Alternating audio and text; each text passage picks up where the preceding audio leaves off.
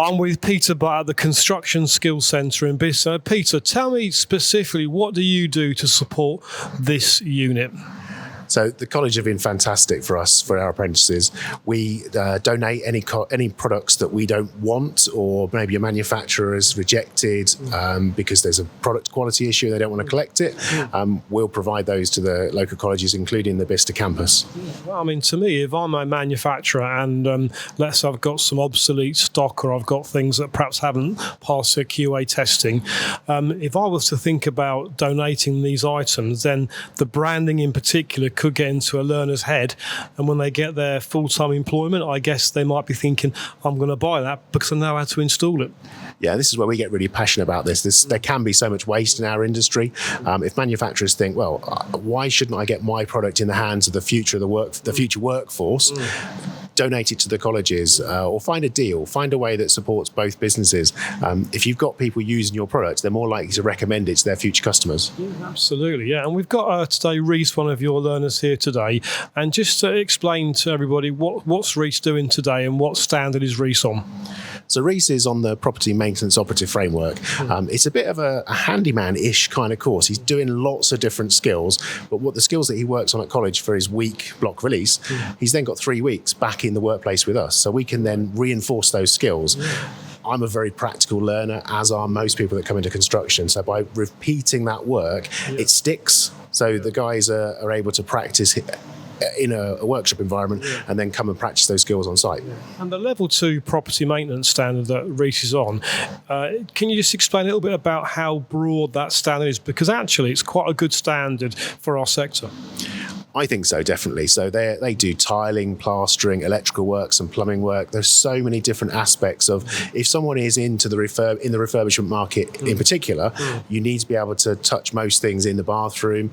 It's relevant if they're doing kitchens, bedrooms, but specifically for us, we just do bathrooms.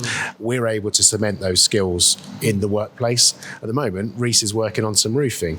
We don't do roofing, but the joinery work that he's learning there applies to building a stud wall, some boxing for a cistern. It's all relevant. Yeah, absolutely. And so, Adroit, you're in this what they call 5% club, but it's actually, I think you're more 10% of is it 11% apprenticeships to your normal full-time members of the team?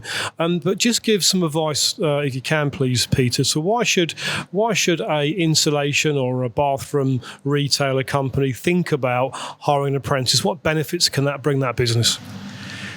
If everyone was doing this, none of us would be worried about a skills gap. The skills gap is a phrase that's used so much, and people say, someone should be doing something about this. The industry should be doing something. The truth is that the industry is made up of lots of small independent businesses and some big players, and we can all play our part. So we're trying to grow our own talent. If we can get that talent learning the adroit way, then we can help them develop, become better installers. Hopefully they'll stay with us, they may not. But if we were all doing that, we'd all be creating talent that we can all be robbing from. Let's all be doing this and create the pool of workers that we need to grow our businesses, to remain successful. 11% club, it's a new club. That includes 2 new apprentices you're currently taking on. So we have a third installation apprentice starting with us in September, and they'll be coming to the Bicester campus of Aberdeen and Whitney College. We're also trying to recruit currently a design technician apprentice. So someone that would work more on the showroom side of things, that will be working more exclusively with me to make sure that what I can do in my business, I start training into other people, because we all have to think about succession planning and how does our business keep going when we want to take time off or when we want to get out of it in the future. Again, we're looking at the model is working for us, so let's expand it. Oh, that's really positive. So are you happy, Peter, I'm sure as Mark French is here at the college, to help signpost other people in the industry? I think absolutely, otherwise we wouldn't be doing this, would we? That's the thing for us, having met you at the installer show and talking about how can we help more people take this on.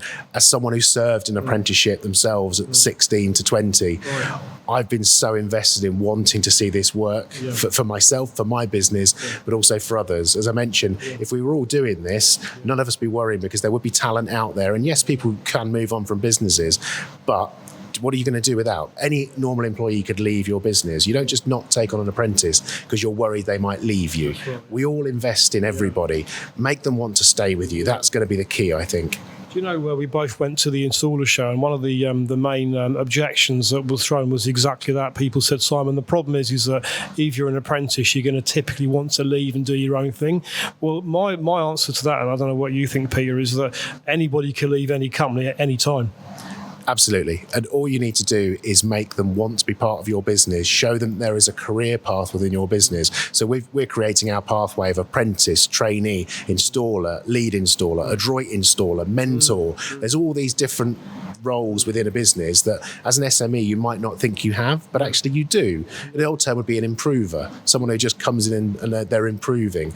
There is lots of different ways to do this. Give them a future and hopefully, and a good work environment, an enjoyable work environment, then hopefully they're going to want to stay with you. Yeah. Well, when the apprentice goes to site with, I think you call them the mentors in the installation process, can you tell me what's the customer's perception of seeing an apprentice working with a mentor on their bathroom installation? In the current market, a lot of our customers are slightly older, so they might have grandchildren, and they're thinking, this is fantastic, young people being given a chance. And our apprentices range, they started with us from the ages of 18 to our Reese was 24. So they don't have to be a young person, but they have to be willing to learn. But the fact that they see us bringing in new talent and they see how well they are engaging with them as a customer, because they're seeing how we work. They're not just learning how to do the job, they're learning how to interact with people, with customers.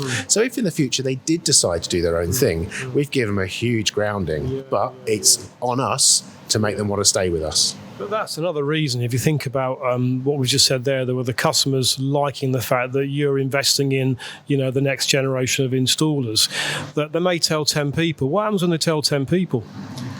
We always say that if you do a good job, people tell people that ask. And if you do a bad job, they tell everybody. So the fact that we are trying to grow our own talent, what it reassures the customer is that we're here for the long term. So customers don't want someone who is just going to come and fit their bathroom and then they might be gone in a year or two. They're thinking, oh, what, you're taking on apprentices? Yeah. So you must be thinking longer term. Yeah. So that gives them the reassurance that as an award-winning business for customer service, they see that we're investing in that customer service, teaching younger people to join the industry, and they could be running it in a few years. Yeah, that's right. But in the local industry or the local market, that's good news, isn't it? And I think people like to see companies invest in their local community.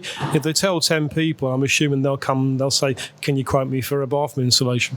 Absolutely. It's actually one of our apprentices, his grandmother was in the hairdressers with someone from BBF who overheard her talking about her grandson having a great apprenticeship. There's a local business that they really care about him and they're really supporting him. And the person overhearing said, is that a Droid service? I said, yes, have you heard of them? So it's fantastic that people are engaging with us in that level. But I think that's a massive reason for someone who's thinking about hiring to actually do it hire. We've had a great conversation there where that's a massive reason why making that decision to hire can make a tangible difference to a business. Yeah, it shows that you have longevity in your vision. Yeah. You want to be around for a while. People do buy into that. They're not just buying a product or a service, they're buying into the business they're dealing with. And if they can see that business is planning to be around for a while, they're spending a lot of money when they're investing in a home refurbishment product. They want to know that business is going to be there to support them. Exactly. Peter Buck, keep doing what you do. Thank you very much. Thank you, Simon.